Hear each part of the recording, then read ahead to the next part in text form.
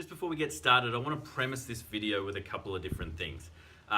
Clearly it's titled fail and we do not get to a result. So if you're watching this to actually learn how to make the knife, you're only going to get part way through the process. The annealing part of the job I think is being done right, but I would love the feedback from anybody who thinks that I didn't quite get it the way we should have done it. The other thing is mystery steel. So what we're going to be looking at today is what happens when we use mystery steel. Now this is hardened mystery steel. I know that it's tool steel, it's actually hardened tool steel. It's just I don't know what the makeup of the steel is, and it could be a whole bunch of rubbish that's been cast together and somehow is able to be hardened. But I would love your feedback, love your comments, enjoy watching the video, and I'll catch you at the other end.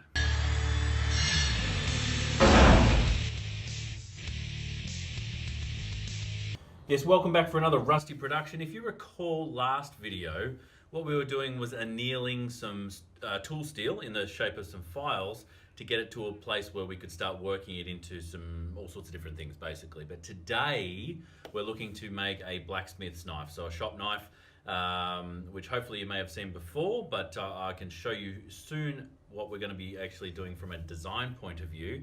But before I do that, let's talk to you about the steel. So if you recall, we had this droid Star Wars bucket, which is what we annealed or slowed the heat on to anneal the steel last time.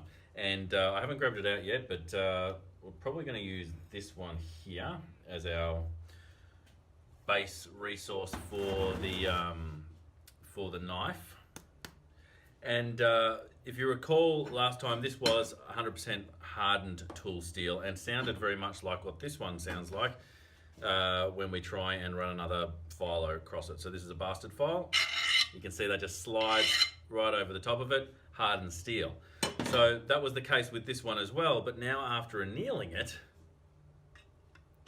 it's very different. It actually cuts right in, and you can see actually takes some of the material away. So we've softened the steel, which is great. It's in a perfect state for us to start working with. I'm going to show you the design of what we're going to make up today, and then we'll get the forge going and get started. So here's the file we're going to be working with as part of the sort of forging on purpose that I'm trying to do now. I'm going to draw a little illustration of ideally the type of design that I'm going to try and start with and ideally end up with in the end. There's quite a few techniques to this, but in essence what I'm trying to do is a blacksmith shop knife. So it's going to be something along the lines of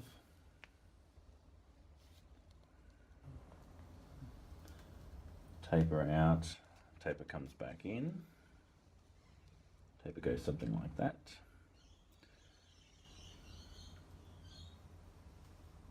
Now we're going to come back around to there, probably keep it fairly square.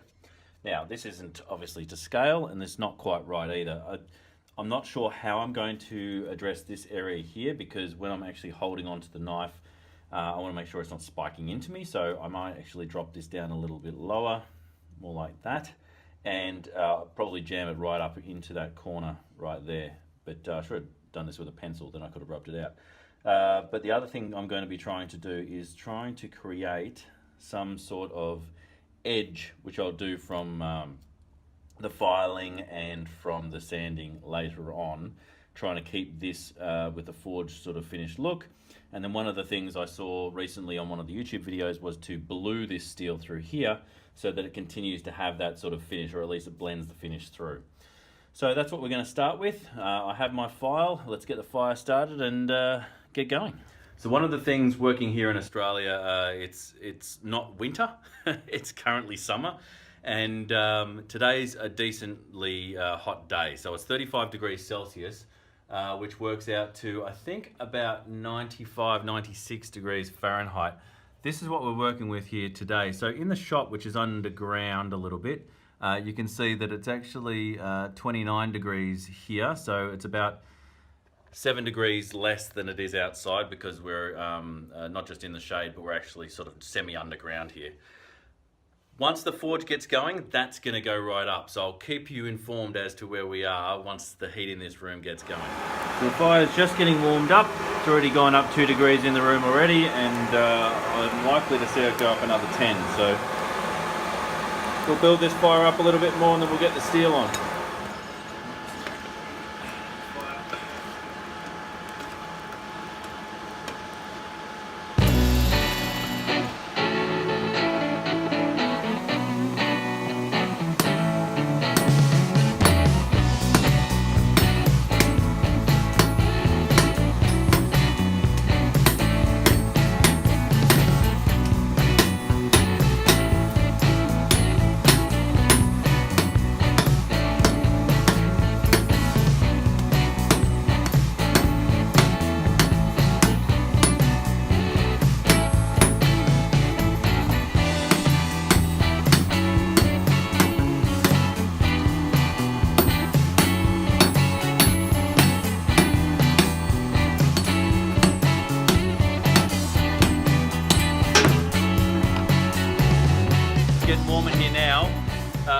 up about an extra, what, 13 degrees. You can see here it's currently at, hang on, where are we?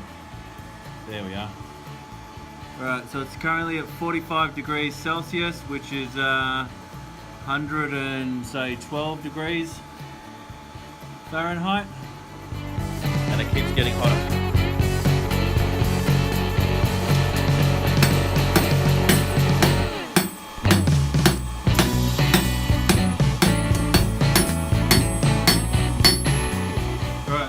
Handle to be about a bit over about 25 centimeters long, so it's actually just a little bit longer than the sandal.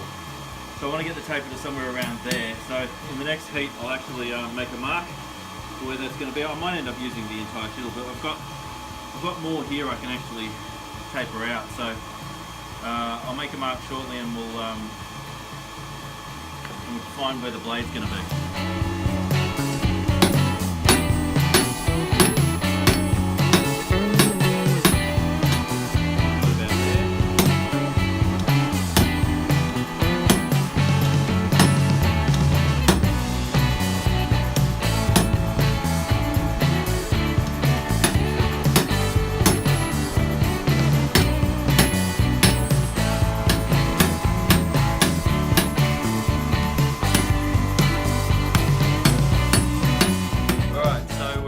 Clearly, I'm not getting very far with this.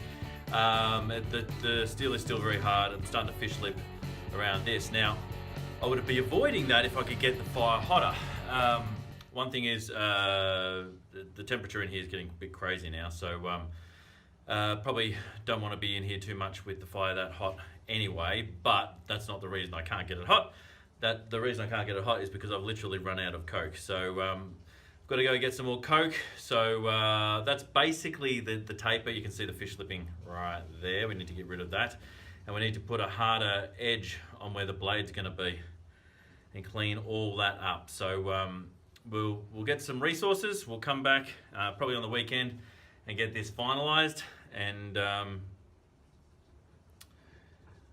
you won't even see a gap between now and then. And clearly I'm a bit of a mess, but before I go, I just wanted to quickly show you a change to the design that I'm going to add. Something that I had considered before but didn't add when I showed you the drawing in the first place. So the other thing that I wanted to do was actually give it some texture of some sort. So either a twist here or a twist through the top. I'm thinking my fingers are going to be a little bit more sensitive than the palm of my hand. So I think what I'll do is I'll put the twist through here, probably down to about there, just so you can get like a little bit of a look that's going to be a bit nice. So basically I'm going to keep a square edge through there, and then I'll taper it round through here.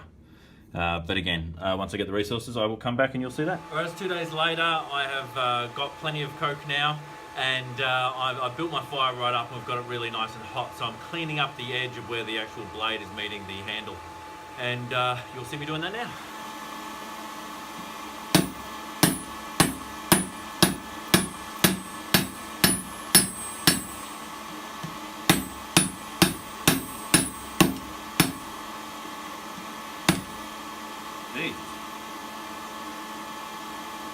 Wow, that was red hot, but cracked right through.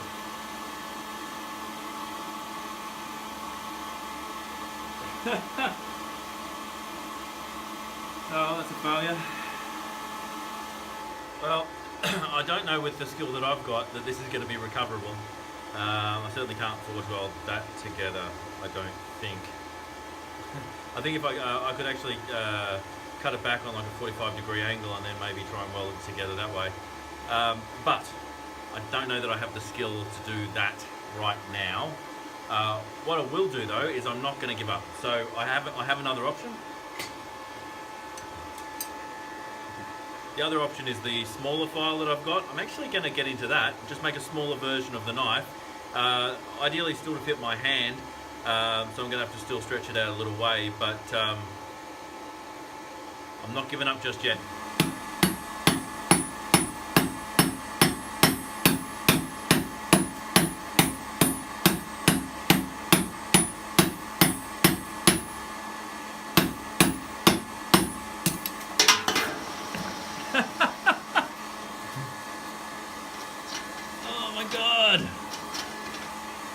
Straight in the water! Ah! See if I've hardened it.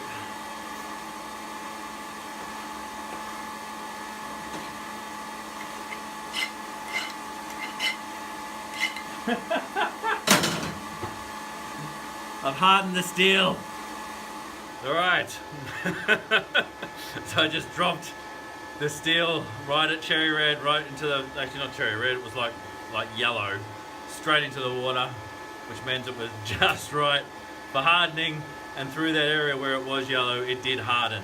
But it's still soft on either side of the file, so I'm just going to anneal it one more time, not giving up.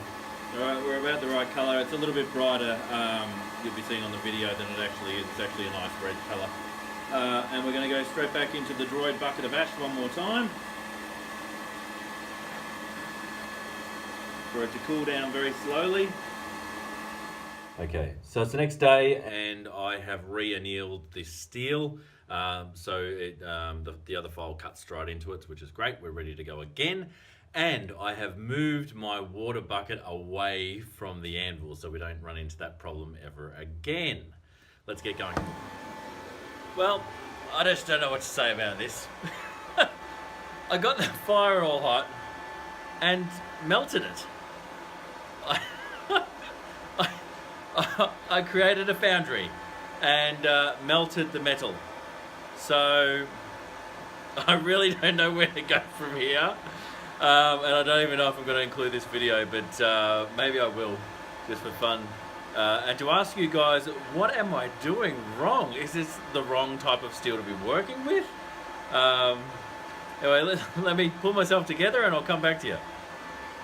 So I need to be a little bit careful because this is all still really hot, but I just wanted to quickly show you something. Can you see that piece of metal there? That is the plate. Sorry, that's the I forgot what it's called, but it's where the holes are that allow my allow the ash to go through, and that goes through then to the flue at the bottom. But that piece of metal that actually went in from the file has melted down and has now stuck to, not just as a clinker, but is actually completely stuck to the to that plate. So I'm going to have to clean that plate up a fair bit after I let these coals cool down a bit. So I'll quickly show you that, and then we'll come back. So I found, there's the steel that melted. It was attached to the grate, which was making the grate actually come up. But it's also attached to a whole bunch of clinkery rubbish, some of which I can't tell is clinker or whether it's actually the steel. That's the other end, and obviously there was about that much in the middle there that has melted. I don't know what to say about that.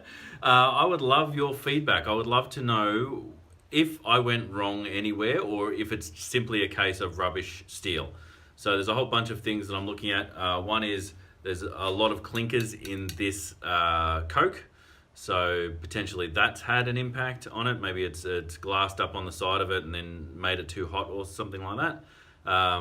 Is this just like mystery rubbish steel that's been somehow cast together, but still allowed it to harden? Because it was definitely hardened when I got it before I annealed it.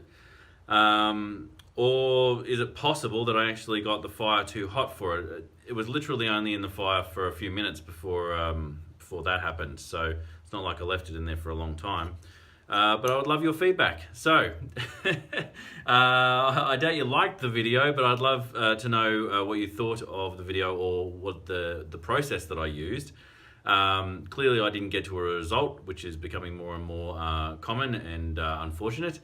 But ideally and hopefully you guys out there, especially you amateur smiths, actually learnt something from the process, or at least from the comments that people are going to leave. So definitely, if you do know what happened here, or if you've got a very good idea, leave it in the comments. I would like to know. And if you'd like to subscribe to see more of these fail videos, to see what is the right way to do it and what's not the right way, or ideally more of the on-purpose videos, which I'm going to be doing a lot more of, please subscribe, and in the near future you'll get to see something else other than the most rusty of Rusty Productions here from my workshop. Thanks very much for watching, and I will catch you next time.